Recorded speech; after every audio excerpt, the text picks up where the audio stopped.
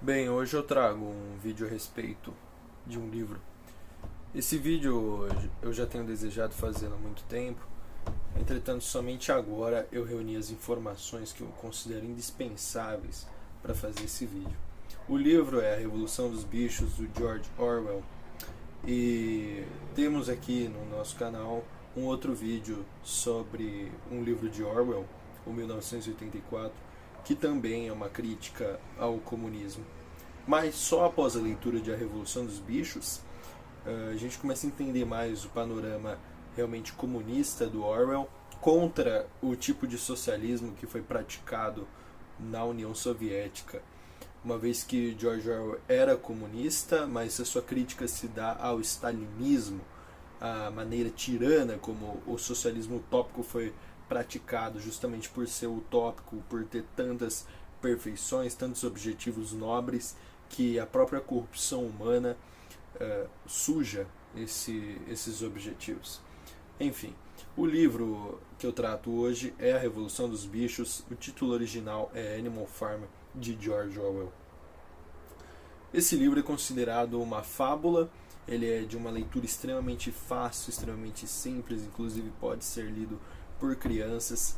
Além disso, há alguns desenhos baseados nesse livro que foram utilizados como propaganda contra o comunismo durante a Guerra Fria. Por ser extremamente simples, extremamente fácil, o conteúdo dele é extremamente jogado, fácil de apreensão, de entendimento, e enfim. Essa fábula é uma metáfora para a Revolução Russa, para o que aconteceu na União Soviética, porque nós tivemos no livro o porco ancião, que trouxe lá, em dado momento, no fim de sua vida, a tese sobre os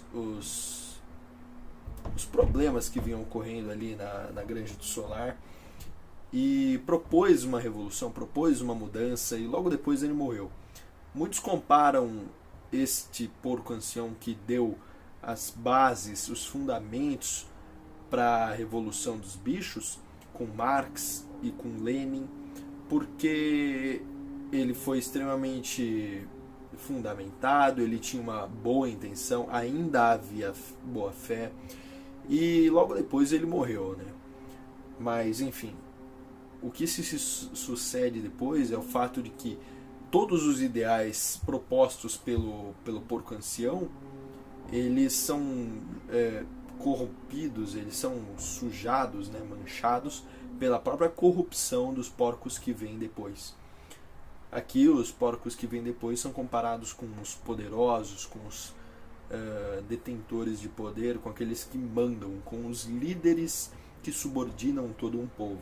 Povo esse traduzido nas ovelhas, traduzido nos cavalos, sendo a peculiaridade dos cavalos no livro a força, o braço forte da mão de obra ali da Granja do Solar.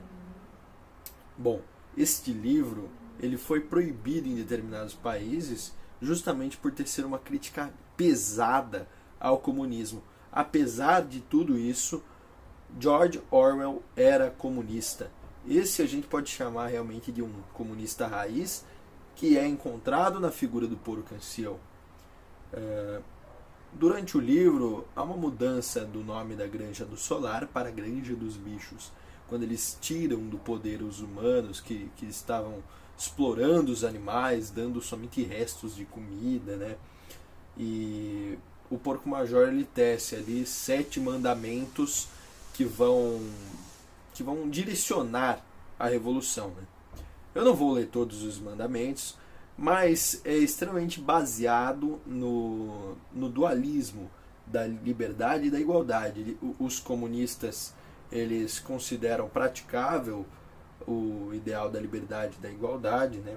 Não sei se aqui eu estou falando besteira, se eu estou tecendo algum tipo de comentário infundado, mas na minha visão eu acredito que o comunismo seria a junção perfeita entre a igualdade e a liberdade. Justamente por ser perfeita, não é possível juntar a liberdade com a igualdade. Por isso que sempre a gente tem alguns problemas, né? A liberdade ela reduz a igualdade, enquanto que a igualdade reduz a liberdade. Eles não congregam. Entretanto, os princípios foram pautados, foram baseados na liberdade e na igualdade. Aí, depois que o porco ancião morre, sobem os outros porcos ao poder e temos uma figura líder que é o Napoleão. O Napoleão ele é comparado com o Stalin, porque posteriormente ele vai se tornar um tirano e ele, como comunista, também vai matar muitos comunistas, que foi o que aconteceu na União Soviética e nos países ao redor da União Soviética. Além disso, nós temos um outro porco chamado de Snowball, o Bola de Neve. E esse porco foi rapidamente considerado inimigo comum, foi considerado um bode expiatório para os problemas que advêm desse sistema de administração política, social, que é o socialismo.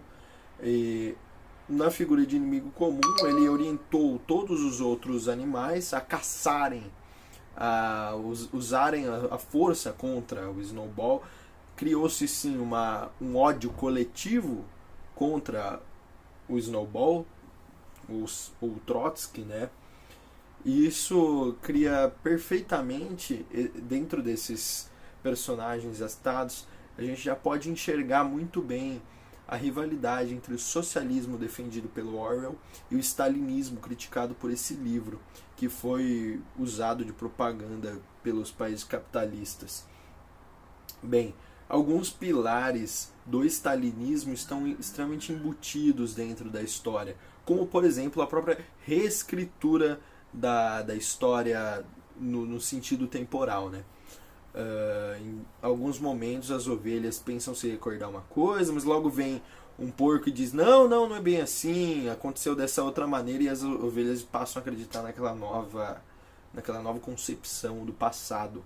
E isso inclusive é muito evidenciado no 1984, mas lá o autor tem total liberdade para colocar isso de maneira explícita, porque o livro é extremamente complexo, é muito mais comprido, ele já tem, você já precisa ter um determinado conhecimento prévio.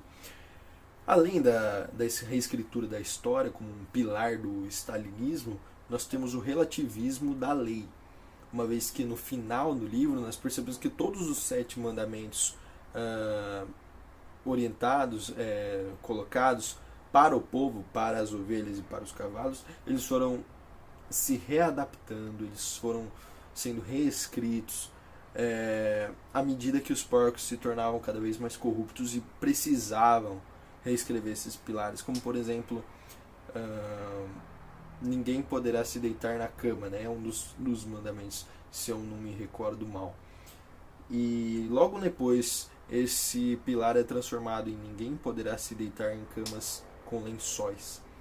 Esse relativismo da lei deixa a situação mais confortável para os porcos que já estão em poder, e para o povo acaba não mudando nada, né? Além disso, além do relativismo legal, nós temos a situação que acontece dos julgamentos espetaculares, porque em dado momento o Napoleão, com seus cachorros lá, com a sua turma forte, né, com o braço violento do Estado que é representado nele, começa a degolar, matar, arrancar sangue dos animais, matar os próprios amigos deles, de maneira extremamente horrenda, extremamente, sabe, coisa bem gore mesmo. E esse julgamento espetacular é justamente para provocar o medo, para provocar, apaziguar o povo, para colocar assim as rédeas, apertar as rédeas no povo, né? O livro do Orwell, ele não se aplica somente ao comunismo, claro. O exemplo usado é o comunismo e foi direcionado para o stalinismo, né? Mas hoje em dia nós podemos sim fazer milhões de adaptações, porque é uma crítica aos sistemas totalitários, tanto os sistemas totalitários gigantes como o comunismo que nós vemos, como por exemplo religião, a própria política, a tiranias dentro de empresas, coisas pequenas, mas que são criticadas de maneira indireta, né? E o Orwell deixa muito claro nesse livro que é uma tendência da sociedade de formar esses dispositivos tiranos, esses dispositivos opressores. Porque os porcos, eles tinham uma boa intenção, né? O ancião, né? Se eu não me engano, é o porco major o nome dele. Ele traz ali boas intenções, pilares bem fundamentados, ideais revolucionários, propostas de mudança, mas que são corrompidos pela própria natureza do ser humano, ali, no caso, natureza dos porcos.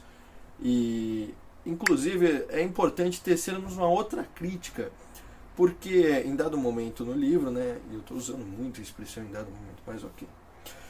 Em determinada situação lá, os humanos passam a invadir a granja dos bichos para tentar arrancar eles do poder e tal. E isso significa o quê? Não, na verdade, o significado proposto é de que aquilo traria civilização, né? Mas, na verdade, nós precisamos enxergar sempre de maneira crítica, porque os humanos, em momento nenhum, eles estão representando ali uma boa civilização, né? O bem, os bons valores.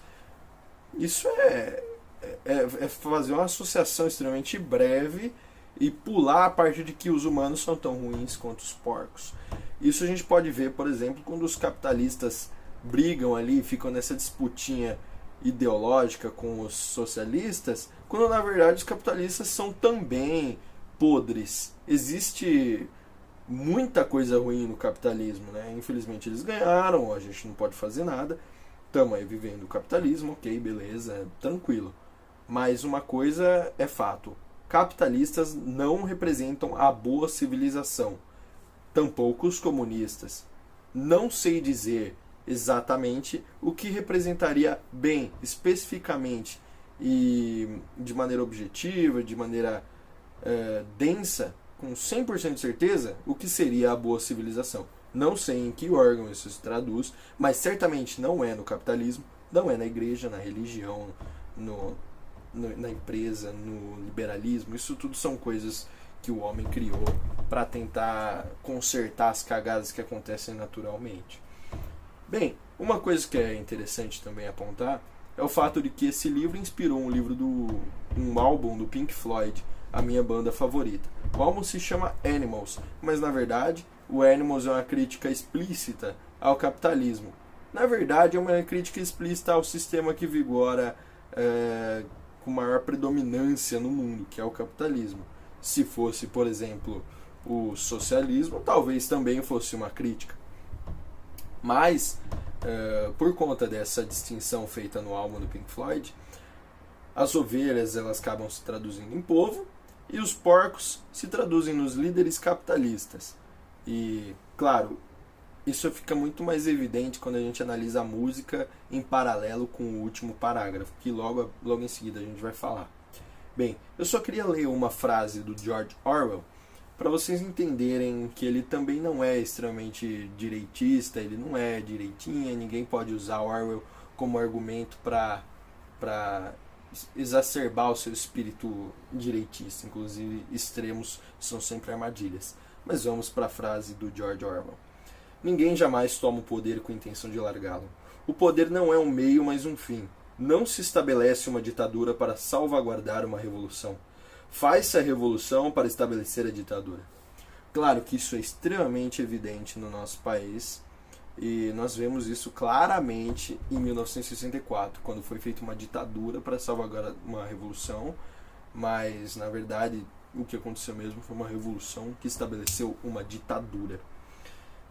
Agora eu vou ler a última frase, o último parágrafo extremamente chocante, extremamente pesado do George Orwell, e eu recomendo que vocês, após ouvir eu ler o parágrafo, pesquisem a música Pigs, The Three Different Ones, do Pink Floyd, e façam o paralelo da letra com esse último parágrafo. Claro que vocês seria muito mais interessante ler o livro inteiro, mas como a gente está aqui sintetizando, fazendo um vídeo breve, vamos ler a última frase do George Orwell. As criaturas de fora olhavam de um porco para um homem, de um homem para um porco, e de um porco para um homem outra vez. Mas já se tornara impossível distinguir quem era homem e quem era porco.